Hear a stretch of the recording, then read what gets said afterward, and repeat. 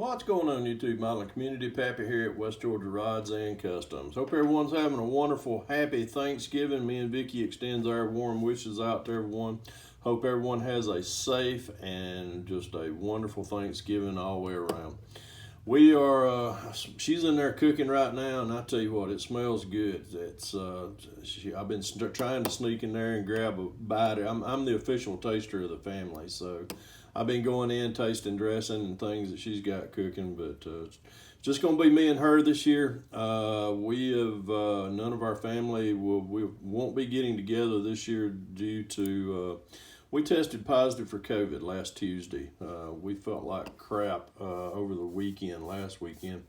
And we went to the doctor. It took us 2 days to try to get a COVID test this close to the holidays. And when we did go Tuesday, we both tested positive, and now we have to quarantine for the next 14 days.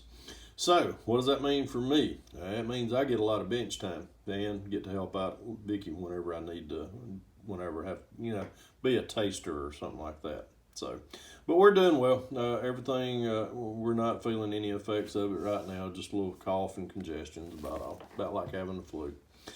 But if y'all do come in contact with this, please, by all means, take it seriously. Get to the doctor, get tested. Stay away from, quarantine like they say, and just don't spread this stuff. It makes you feel like doo-doo. I'll tell you that right now. Not too long ago, a buddy of mine gave me these, he gave me some glue bombs of his, and he was like, you know what, I hadn't built a pro street truck. Somebody brought that to my attention. It was probably Jerry over at Woody's Models, and he's like, all right, I have not built a truck. So what did I do? I decided to build me a truck. And I found this truck. It was in the stash that guy gave me. And picked me out some big Pro Street meats right there. These are going to be my donors for this bill. So I took the truck. It was heavily laden with paint. Took about 2 days to get it stripped. And when I did get it stripped, I was able to get it to this point. I had to spray some primer over it in a couple areas, see where my problem areas are at. And still got a few that's bled through, so I'm going to address those. But what I do as far as when I start to do a build like this, I'll take the tires and wheels, especially what I'm going to use, and I start laying out a lot of lines. If y'all hadn't got a set of calipers, get you some, because these are handy when you're trying to do layout. You want to see how deep they'll fit in the fender well, how well they'll fit in that fender well, and start cutting once you lay out your lines. This is the piece that I cut out from back here once I figured out, how wide, they will be up under here and how tall they will be, inside the fender well itself. So after doing that, a lot of template work, did that, cut it out with the Dremel, rounded it out with a lot of the small Dremel tool that I got. And that's where we're at right now. Now, what else did I do? I had to cut out everything as far as inside the fender well of the engine compartment itself. Everything got cut out, it's even up into there.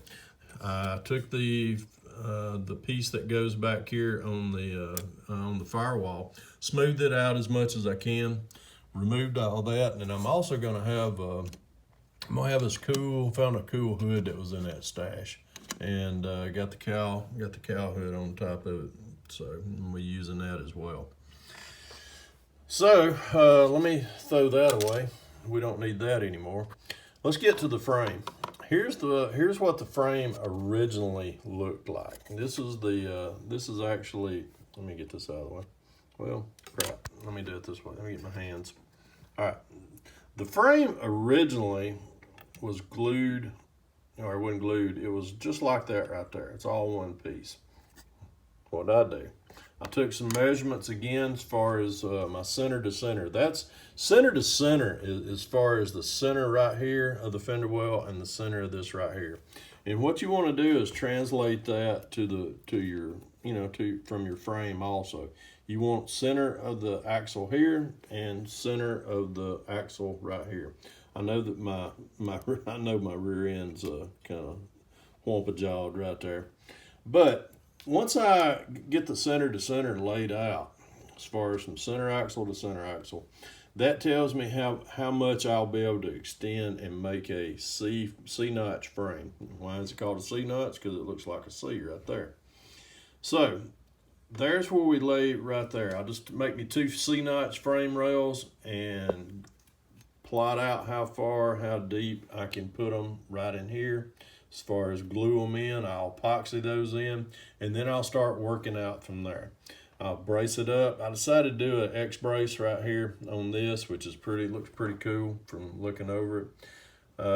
Put me actually a spring hanger right here, and did me just another brace right here and a brace right there. So that makes it all pretty strong. Now, what I do as far as the rear end, I found me a rear end out of a kit, and if you'll look right there, I made me some spring hangers.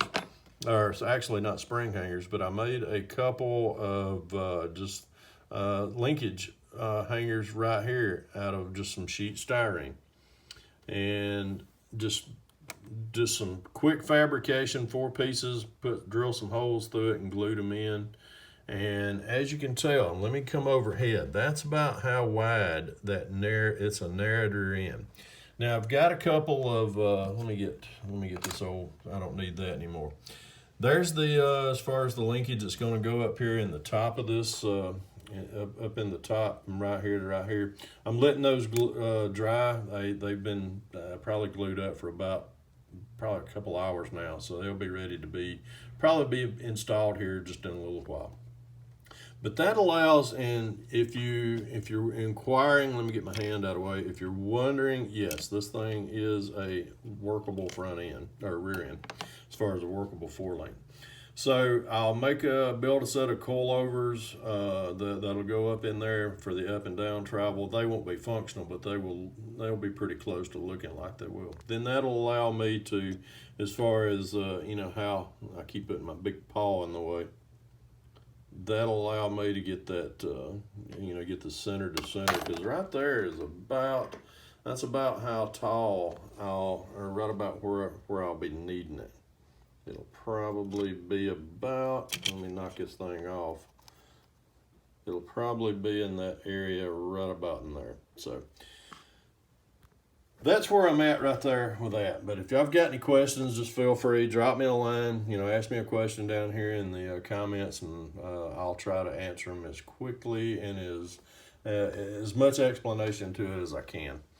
Now, as far as the front end, what did I do? Okay, the front end, a little bit different. What I did was, after I cut the fender wells out, I left the bottom as far as the cross member and the lower A-arms. That's pretty much how it would come out of the kit. I didn't do anything to lower that because, sorry about that. What I'm going to do is I had to take actually the drumnel, and I had to cut the upper A-arms off right here. I made me a template of how they looked originally, and as far as this size and everything. And what I did, duplicated those out with my drumnel and a little bit of sanding board, and voila, I got an upper A-arm. I covered the top of the frame right here because it had the old exposed channel, old grooving like that down through there. That comes all, that's just unsightly when you look down in there. So I covered that up with some styrene, sanded it all out. Saved the spring pockets that's, going up into here. Those will be utilized later on in the build. I'll build me some, just roll me out some springs out of some solder or something like that, or some small piano wire, and we'll put some set of springs in there. Then, now what am I going to do to get it as low? Well, I always like for my bottom, my tire to be a bottom of the tire to actually be about just a little bit below that lower A-arm. And then what I'm going to do is I'm going to try to attempt to do that. That's about where I want it at. Is right about there, almost dragging that cross member on the ground. So once you take it and you look in there as far as where your axle actually needs to go, I will take and build a steering axle, or the steering axle, to where see how I just take and I want it up as high as possible, and then it will get glued in right about there. So if the center of that wheel comes to about right in here, that's where you're going to want to put your that's where you're going to want to put that axle on that steering piece. But it'll be just like that. And that right there, that will pretty much well put any build you want into the weeds itself. This build is going to have just a little bit of a stance to it, you know, from, you know, high, not high in the rear, but it's going to be what I can fit up under the, you know, as far as in the fender wells of the rear back there. But this is the front. I'm going to use a set of, looks like the old styles back here for the front and for the rear. And that's where we at right now with this build. Waiting on an engine to come in. Got some ideas of what to do with this. Still kind of up in the air about the engine. I always put a big block in a lot of my builds, but I hadn't made the decision yet if it's going to be a blown big block or just carbureted. But we'll see. We'll figure it out as we go. But I've been watching Gary Gaz the K, my old buddy over across the pond. Gary Knight, he's Gaz the K. He gets glue bombs, and I've been watching him do this for years, and he makes it look so easy. But I'm here to tell you, Gary, my hat's off to you. I've learned a lot over the years watching your channel, and it is very rewarding though to be able to strip a build down. A bunch of us was on we were in a chat one night, and it was like, Pappy, I always name my builds, and they're like, Pappy, what are you gonna call this one? And I said, I don't know, how about Second Chance? So I'm gonna try to take I'm gonna give this old Chevrolet pickup a second chance, from going from a glue bomb to possibly hitting a show table someday if we ever have a show again. New way of the Acme show this year. That was fun. Congratulations to everyone who participated in the Acme show, online show, and congratulations to everyone, to all the builders that took home some hardware. Amazing builds. So, but anyhow, I'm fixing to turn around and get me a little bit more bench time in. I'm gonna go I'm gonna try to rest a little bit. Me and Vicky's kind of wore out after today, but I'll let y'all when I get a little bit more done on this. I'll try to post more as I go. Hopefully, I'll get a little color on this frame here in the next few days, and we'll show you progress on it. Well, folks, God bless y'all. Remember, if you can dream it, build it. Happy Thanksgiving to everyone. Pappy out of here.